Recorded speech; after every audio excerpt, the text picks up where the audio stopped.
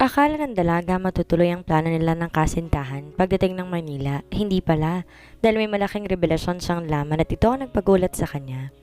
Akin ka, Ann, dahil binili kita mula kay Alonso ng 2.5 milyon. Hindi makapaniwala si Anna siya ang binayad ng ama bago ito namatay sa pagkakautang nito sa mga Marbella. At pagkalipas ng 3 taon dumating si Alvin Marbella upang singilin ang pagkakautang na yon. Narito ang ating unang kabanata.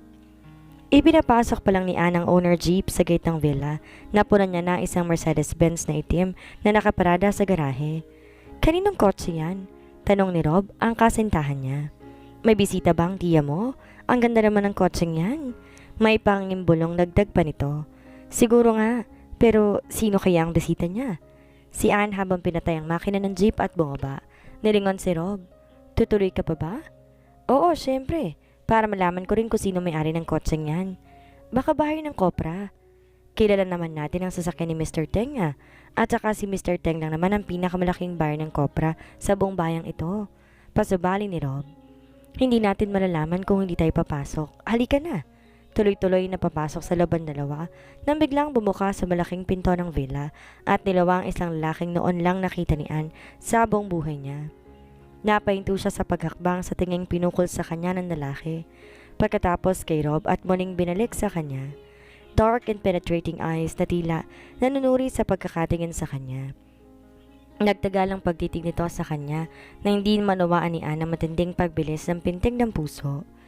Pagkatapos nagtuloy na ang lalaki sa sasakyan nito.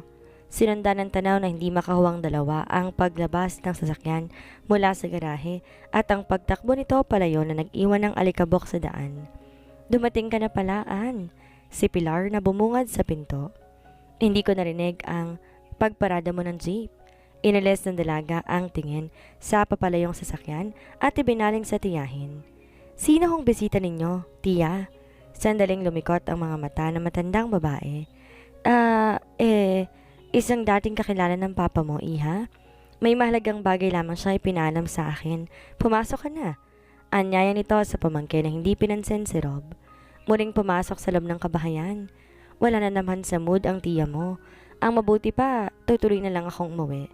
Mabuti pa nga, mag-abang ka na lang ng tricycle dyan. Aniya na akmang papasok nang hawakan niya ng binata sa braso. Yung date natin sa linggo, ha? Sige na't baka marinig ka pa ng tiya. Tulak niya sa lalaki at nagmamadali, pumasok na ng bahay. Nasa bintanang matandang babae, tinatanaw ang pag-alis ni Rob. Pagkatapos ay binalingan ng pamangkin. Ngayong nakatapos ka na sa pag-aaral, Anan, ano ang susunod mong plano? Tanong ng matanda sa dalaga. Kumista pa mga mata ni Ann. Una, binala kong magpunta ng Maynila. Tiya, gusto ko maghanap ng trabaho roon. O di kaya magbakasyon na muna roon. Akmang magsasalita ng pagtutulang tiyahin sa sinabi niya, kaya agad siyang nagpatuloy. Pero nagbagong isip ko dahil natitiyak ko na hindi kayo papayag na pamaroon ako mag-isa. Isa pa, sobra-sobrang kinikita ng niyugan sa atin at di na nga kailangan maghanap pa ako ng trabaho sa Maynila. Tama ang iniisip mo, iha. Ito nga lang niyugan, hindi ko na kayang pangasiwaan. Alam mo namang matanda na ako. Marahil ay magagamit mo nang matapos mo accounting sa pangasiwa sa lupain. Sayang nga lamang, tiya. Hindi man lang nakita ng daddy ang pagtatapos ko. Gumuhit ang lungkot sa mukha ng dalaga sa pagkabanggit sa ama. Hindi nga nito nakita ang pagtatapos niya nitong nakarang buwan at may karangalan pa. May 2 taon nang namamatay si Alonso, heart attack. Sandali lamang iyon at muling pinasiglang mukha. Gusto ko nga sanang unahan na si Rob sa pagsasabi sa inyo sa plano namin. Tiya, dugtong niya na kinalingon na matanda sa kanya sa marahas na paraan. Anong plano? Inalok na niya kung pakasal kami. Total daw nasa hustong gulang na kaming pareho. Walang anumang pahayag ni Ann. Namutla si Pilaridad sa sinabi niya. Hindi mo sinabi sa aking nobyo mo na ang lalaking yon, Ann. Nangaakosa nitong sabi. Ngumiti ang dalaga. 1 buwan pa lang halos kami magkasintahan, tiya. Ang sabi ninyo pag nakatapos ako, maaari na ako makipag-boyfriend. Sinunod ko po ang sinabi ninyong huwag magkaroon ng nobyo habang nag-aaral. Hindi malaman ni Pilar ang sasabihin. Lumakad patungo sa lumang piano at wala sa loob na inay sa mga sariwang bulaklak sa florera na nakapatong sa ibabaw. Tumingala sa nakasabit na larawan ni Alonso at tila ng bagong kasal ng mga ito. Pagkatapos, tinuon sa larawan ni Anne, nakuha ng graduation nito na nakakwadro at nasa ibabaw rin ng piano. Taglay ni Anne ang ganda ng ina, subalit hindi maputi ang balat nito tulad ni Ella, kundi nakuha ng dalagang morenong balat ng ama. Gayunpaman, di naging hadlang iyon para makabawas sa ganda nito. Sa nakalipas sa 3 taon, hindi ilang kabinata na nagtangkang suyuin ng dalaga, at kung hindi marahil sa maigpit na pangakong binitawan nito sa kanya, ay noon pa nagka-boyfriend si Anne. Kung nagkataon isang malaking problema. 21 ka pa lang, Anne, at ang batas natin nagsasabi, 25 hustong edad ng babae. Bakit kailangan makipagnobyo ka at ngayon sasabihin mo sa akin mag-aasawa ka na? Wika nito sa bahagyang nanginginig na boses. Lumapit sa tiyahin si Anne at niyakap to mula sa likod. Ang tiya talaga. Plano lang naman iyon at di pa ako sumasang-ayon. At kung sakaling mag-aasawa ko, dito ko pa rin gustong manirahan sa villa dahil ayokong iwan kay dito. Inikot ito ang paningin sa buong kabahayan. 4 ang silid sa itaas at isa sa ibaba bilang guest room. Sobra-sobra laki ng bahay sa kanilang lahat. Sandaling di nagsalita ang matandang tiyahin. Pinag-aaralang mabuti ang sasabihin sa pamangkin. Kung papupuntahin kita ng Maynila para magbakasyon, may papangako mo ba sa aking makikipagkalas ka kay Rob? Hindi malaman ni Anne kung matutawa o hindi sa sinabi ng tiyahin. Bakit naman kailangan makipagkalas ako kay Rob, tiya? Kung magbabakasyon ako sa Maynila. Pag-uwi ko dito, liligawan ulit ako noon at sasagutin ko siya ulit, bukod sa hindi papayag yung tao na makipag-break ako sa kanya. May pag-ibig ka ba kay Rob, Anne? Sasagutin ko ba naman siya kung wala? Ang tiya talaga? Nangingiti niyang sabi bago mawalik sa sofa ang Nara at niyakap ang malaking almohadon. At ano sa palagay mo ang ipapakain niya sa'yo kung hanggang ngayon wala pa siyang trabaho, aber? Hamon ng matanda. Hanggang ngayon umaasa pa rin yan sa mga magulang niya, gayong 2 taon na nakatapos ng kolehiyo yan. Ang sabi ni Rob, madaling na maghanap ng trabaho pagkasal na kami. Mabuway na sagot ng dalaga. Kung sa bagay kahit sa ilang beses nang inungkat sa binata ang tungkol sa bagay na yon. Madaling maghanap ng trabaho? Ulit ng matanda na tumaas ang tinig at mga kilay. Anong trabahong madali niyang mahahanap dito sa bayan natin, maliban sa gawaing bukid na sa paligay ko, kinasusuklaman ng lalaking yan? Hindi naman ganun si Rob, tiya. Pagtatanggol niya sa katipan. May nangyari na ba sa inyo? Susog ni Pilar na tinitigan sana matiim. Bumulalas ng tawa si Anne sa tanong ng tiyahin at sa ekspresyon ng mukha nito. Tinatanong kita, Anne, huwag kang magtawa. Napalis ang tawa sa dalaga sa otorisadong tinig ni Pilar. Hindi siya ginagamitan ng matanda ng ganong tono. Nagtataka siya dahil walang kabagay-bagay ang pinag-uusapan nila. Alam ninyo ang sagot doon. Relief ang bumalatay sa mukha ng matandang babae. Aayusin ko ang pagbabakasyon mo sa Maynila sa sunod na linggo, Anne. Mariing wika nito bago lumakad patungo sa kusina. Naiwang nagtatakang dalaga. Alam niyang ayaw nitong pumunta siya ng Maynila. Ngayon, aayusin naman daw ang bakasyon niya roon. Nang sumunod na araw, panauhin ni Anne si Rob. Niyakag nito sa hardin dahil parot parito si Pilar sa sala na tila sundalong binabantayan sila. Bakit pa hindi natutuwa sa akin ng tiya mo? Angal ng binata. Huwag mo nang patayin si tiya. Overprotective lang yun sa akin. Hindi niya na sinabi sa kasintahan na nais ng tiyahin na makipagkala siya dito. Gusto niyang magbakasyon ako sa Maynila na 1 buwan at sa linggo na niya ako gustong lumawas. Nagsalubong ang kilin ng binata. Hinila siya paupo sa batong bench sa ilalim ng 2 puno ng palm trees. Sinabi mo ba sa kanyang gusto na natin magpakasal? Yun nga ang dahilan, kaya gusto niyang pagbakasyonin ako sa Maynila nang wala sa oras. Pumayag ka naman. Biglang angin ng binata. Nakibit ng balikat si Anne. Well, maliban sa talagang gusto ko magtungo roon, natitiyak kong hindi ko mapahihindihan ng tiya. Kung ganoon, magtanan lang tayo, kaysa gumawa ng paraan ng tiya mong paghiwalayin tayo. Alam ko naman talagang lagi akong bad shot dyan eh. Suhestyon niya, at kinabig siya payakap. Kung sa bagay nga naman, mga bata pa tayo, Rob, bakit kailangan magmadali? Hindi niya natapos ang gustong sabihin dahil may pag-aangking siniil siya ni Rob ng halik sa labi. Nagpaubaya si Anne. Paminsan-minsan gusto niyang madarang sa kapusukan ng kasintahan. Makalipas ilang segundo, pinakawalan siya nito. Hindi ako naniniwala sa long engagement, Anne. Wika nito, still catching his breath. Isa pa, ang tagal ko nang gustong maging magkasintahan tayo. Ikaw lang ang nagpapatumpik-tumpik. Isa pa, ang tagal ko nang gusto maging magkasintahan tayo. Tapos ngayon gusto mo pang tiyahin mong papuntahin ka ng Maynila? Wala pang isang buwan mula na maging magkasintahan tayo. Tapos magkakahiwalay na? Isang buwan lang. At sasamantalin mo ang pagkawala ko. At sisikapin mo makanap ng trabaho para pagbalik ko. Wala nang maidadahilan pang tiyan na ayawan ka? Ani nga dito. Sandaling hindi kumibo ang binata pagkatapos sinawakan ng palad niya. Hindi suliranin yon, Ann. Tiyuhin kong may-ari ng malaking hardware sa bayan. 'Di ba? Matagal na akong inaalok ng tauhan ang tindahan at sasweldohan ako bilang manager. Nagkibit ng balikat ang dalaga. Kung sa bagay, alam niyang pinsan ng ama ni Rob ang may-ari ng pinakamalaking hardware sa bayan nila, kaya hindi nga magiging problema ng binata iyon. Ang pinagtataka lang niya bakit binibitin-bitin ito ang pagtanggap sa trabaho. Naputol ang pag-iisip niya na muli siyang kabigin ng binata at hagkan. Umiwas siya. Pagkakataong iyon, please Rob, baka malabasan tayo ng tiya. I can't help it. You're so sweet. Sana'y akin ka na.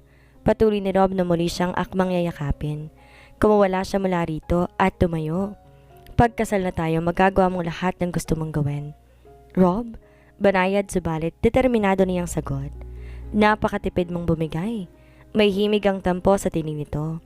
Ayokong mabuntis nang walang asawa. Halik lang mabubuntis ka na?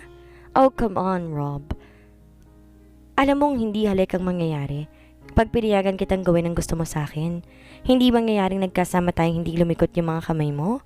Pakiwari ko ba ay hindi yun naging Egyptian dancer na maraming kamay? Nagbibiro siya at nanunokso pero siluwanag na nanggagaling sa veranda. Nakita niyang napiko ng kasintahan. Daig mo pa ang tao sa una. Kahit kailan wala ako natatandang hinalikan kitang bumigay ka ng tuloy-tuloy. Lagi na lang may reservation. Hindi tulad ng dating girlfriend mong si Kara. Ganon ba? Balik niya rito. Nagkibit ng mga balikat si Rob. At least pinatunayan niyang mahal niya ako. Anyway, bakit ba natin pag-uusapan si Kara? She's one thing of the past. Ikaw mahalaga sa akin ngayon? Muli itong suyo sa dalaga. Pagkatapos ay biglang kumislap ang mga mata. Kung talagang pagbabakasyolin ka ng tiya mo sa Maynila, sasama ko, Ann. Sasama? Sa palagay mo, papayag si tiya noon? Kung malalaman niya, hindi. Patuloy nito sa nabuong plano. Anong ibig mong sabihin? Magkita na lang tayo sa bus at pagdating natin sa Maynila magkasama tayong mamamasyal, 'di ba? Kung sa bagay, sang-ayon niya. Ano ba ang gagawin niya sa Maynila kung nag-iisa lamang siyang namamasyal doon?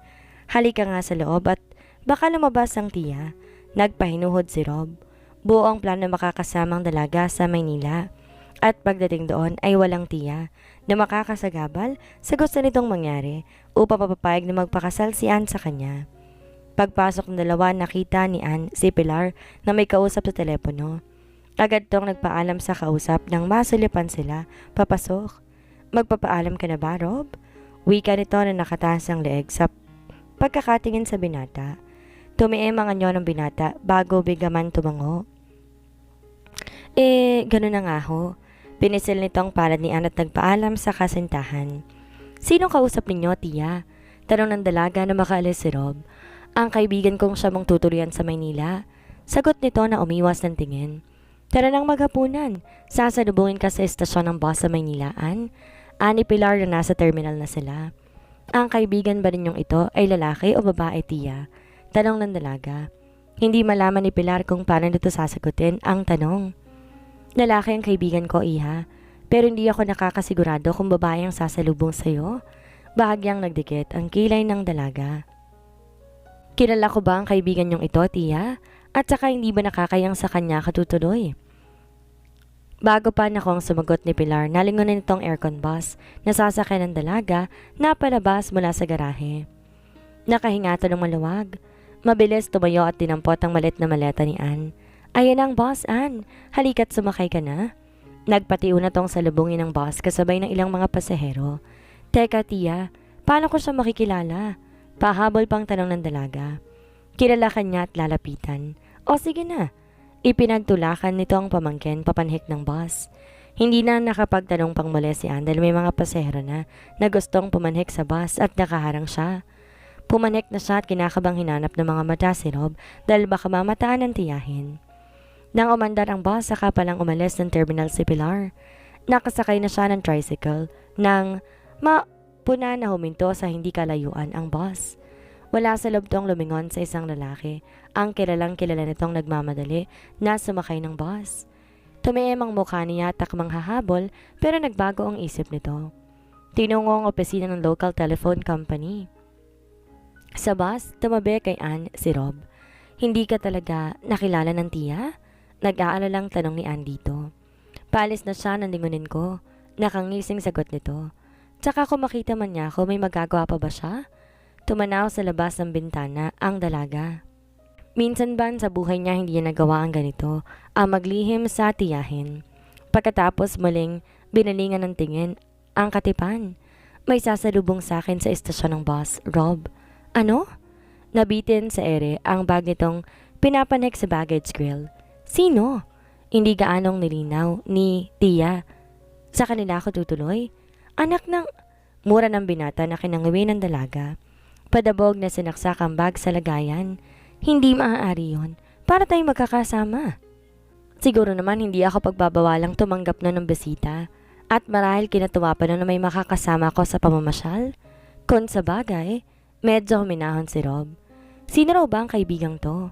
Nagkibit siya ng mga balikat. Hindi ko na itinanong dahil lumalabas ng bus.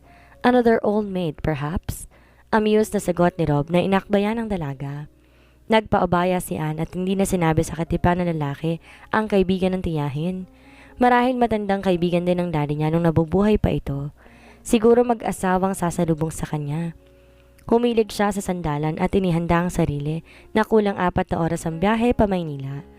Nangangalahati na sila ng biyahe nang sa paglabas nila ng isang estasyon, hinintuan ng sinasakyang bus na punan ng dalaga ang isang itim na Mercedes-Benz na umaagapay sa bus. Pagkatapos ay biglang nagsalubong ang mga kilay. Tila yata kawig ng Mercedes-Benz na nasa kanila noong kamakailan. Pagkatapos ay umiling din. Tila yata kawig ng Mercedes-Benz na nasa kanila noong kamakailan. Kumukha lang marahil. Nangiti siya ng lihim. Masarap siguro na sumakay sa ganong sasakyan. Komportable, tulad ng gamit ng lalaking bisita nila. Sa isang sandali pumasok sa isip niyang mukha ng lalaki. Ang tila galit na pagkakatitig nito sa kanila ni Rob. Pero agad din niyang inilis sa isip iyon at muli, tinoon sa kotseng di naman ganong lumalayo sa bus.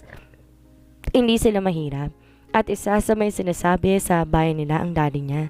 Pero maliban sa isang pickup at owner jeep, walang ibang sasakyang meron sa kanila.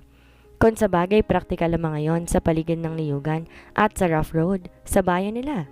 Maliban sa daddy niya na modelong kotse ang gamit pag umuwi ng San Marcos. Subalit hindi naman to nagtatagal at bumabalik din agad ng Maynila dahil sa trabaho nito sa kumpanya ng mga Barbella. Kung tutuusin, hindi kailangan magtrabaho sa Maynila si Alonzo.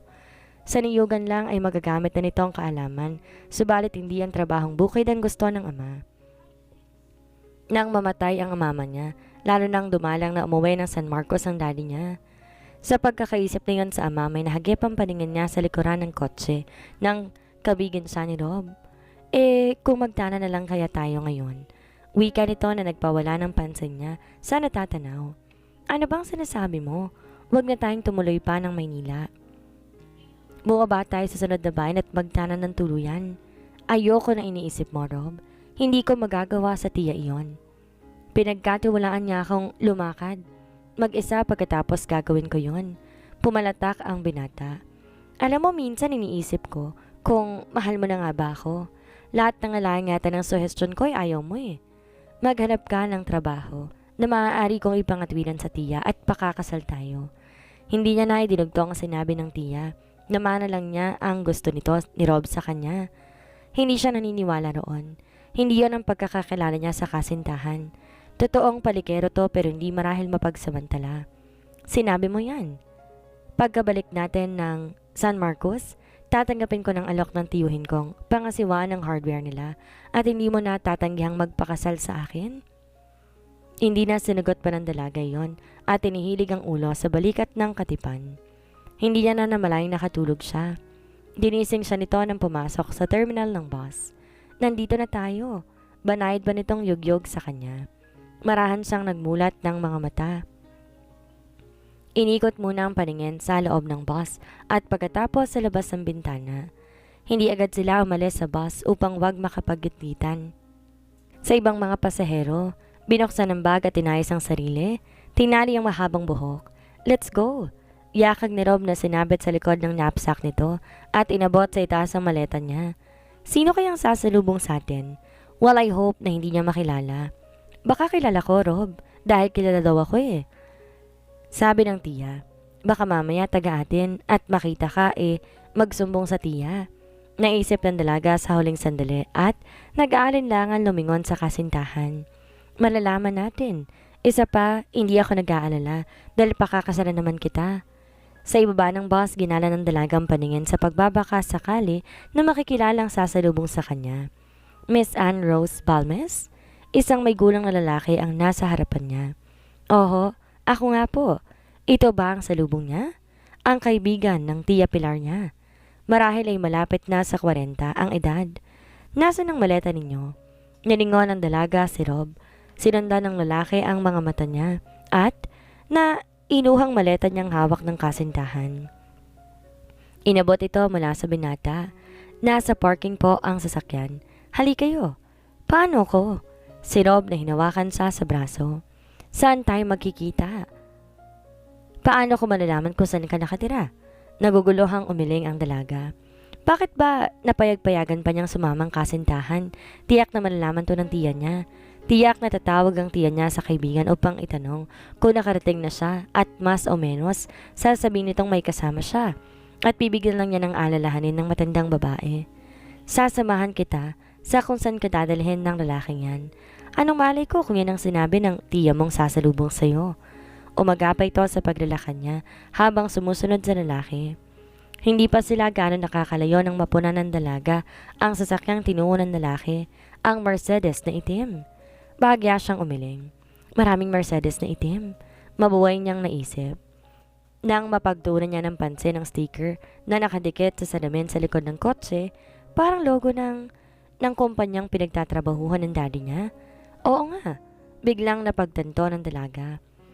Parang napunan niya kanina yon ng matapat sa bus pero napabaling kay Rob ang pansin niya. Natitiyak kong yan ang susundo sa akin. Rob, bulong ng dalaga sa kasintahan. Paano mong natiyak? Ganting bulong ng binata.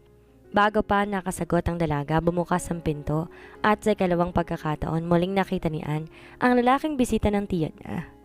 Napahinto siya sa pagkakbang and she held her breath. Sa pagkakataong to, sinunod niya daw ng tingin. The man must be 29 or 30.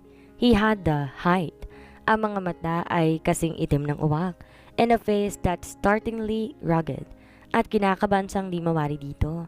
The man is formidable, a dangerous male species. Inihahayag ng mata nito ang ruthlessness. Sinong lalaking to? Paano naging kakilala niya ang taong ito at hindi niya nalaman? Miss Balmes? Bunga dito sa malamig na tinig. May bahagyang himig ng pag-arogante. Ang mga mata sa kanya lang nakatuon na tila wala siyang kasama. Ako si Alvin Marbella. Alvin Marbella? Agap niya sa sinasabi nito.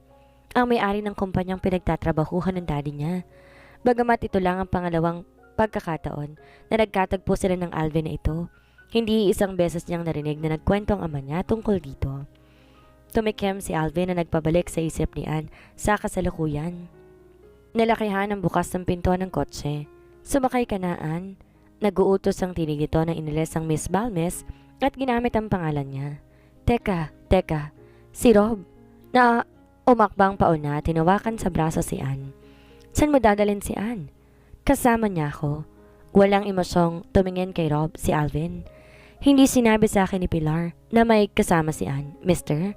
Ang imbitasyon ko ay para lamang sa kanya. Wika nito sa magalang na paraan pero gustong panginigan ng laman si Anne pagkaraan ng pagkakasabi at nakita niyang bahagyang napatras si Rob. Kasama ko si balak niyang pasamahin ang kasintahan. Kung saan man siya dadalhin ng lalaking ito, nakadarama siya na hindi maintindihang takot para dito. My hospitality do not extend to a male companion. Agap ni Alvin sa sasabihin ni Anne. Please. Nakikiusap ang tinig niya. Kung hindi siya maaaring sumama, siguro maaari niyang malaman kung saan ako nakatira. Magkasintahan kami. Na para bang ang huling sinabi niya ay proteksyon laban sa lalaking ito. Nakita pa niya ang bahagyang pagtaas ng kilay nito. Isang tarhetang dinukot ni Alvin sa bulsa ng polo shirt at iniabot kay Rob. Nariyan sa tarhetang yan ang address ng bahay ko. Formal nitong sabi. Pagkatapos muling nilingon si Anne at hinawakan ng door handle ng kotse upang papasukin ang dalaga.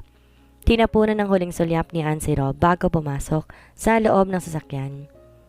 Ni walang masabi ang binata. Sumunod si Alvin sa bahay. Utos ng driver.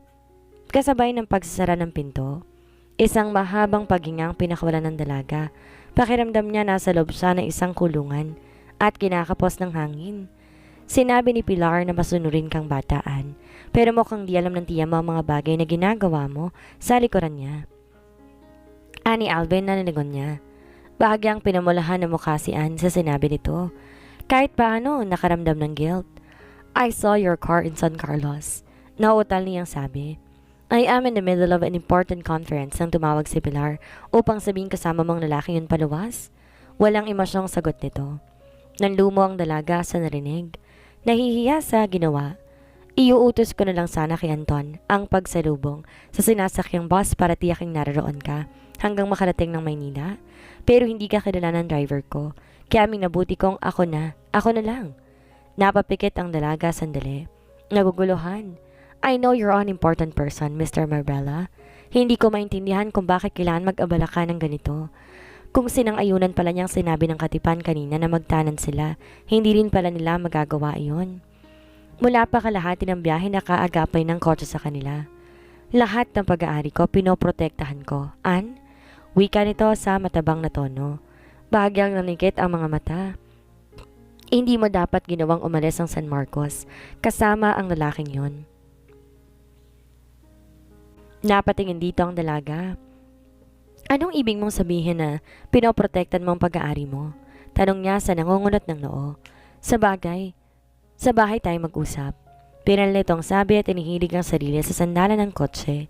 Maraming tanong ang naguunahan sa isip ng dalaga at sana'y masagot lahat iyon ng lalaking ito.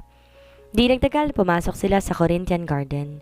Gustong malulan ng dalaga sa mga naglalakihan at nagagandahang bahay na tina nagpapaligsahan sa isa't isa.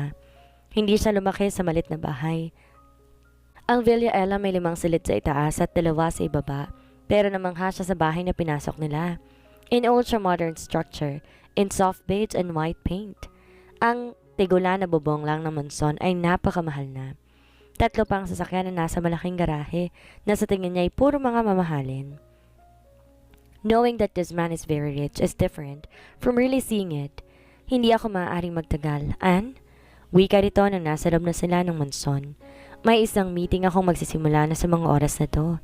Sinulya pa nito ang relo sa braso. Make yourself comfortable. Ituturo sa iyo ni Andreg ang silid mo. Pero mag-uusap tayo mamaya pagdating ko.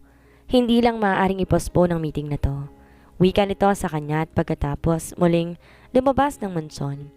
Dadalhin ko na sa itaas ang maleta ninyo. Ma'am?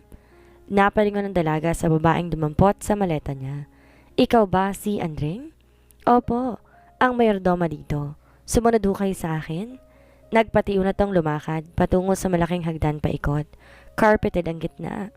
Di malaman ng dalagang sasabihin at gagawin. Sa pakiramdam niya sa nakalipas na mga sandali, bigla nagbagong buhay niya. Narito siya sa isang estrangherong lugar na pag-aari ng isang estrangherong lalaki. A man her father despised. Ang tanging pamilyar sa kanya ang logo ng kumpanya na hindi naman nagdadala ng kaginhawaan kundi lungkot. Buong buhay ng ama inukol sa kumpanyang iyon. Ang Marbella International Paper Products. Isang magandang silid ang binuksan ng mayordoma. Halos bumuo ng rubber shoes niya sa carpet na light brown ang kulay. Brass ang double bed. Ganon din ang mga night table. Comfort at luxury ang binabadya ng silid. Humakbang siya papalapit sa French window at isang malaking swimming pool na hugis pang nabungaran niya sa ibaba. Dito ba siya titira sa loob ng 1 linggo? Mabuti naman, Ma'am Ann, at nandito na kayo. Panahon na talaga para magpakasal kay ni Sir? Ani Andreng na nagpaningon sa kanya dito. Pakasal?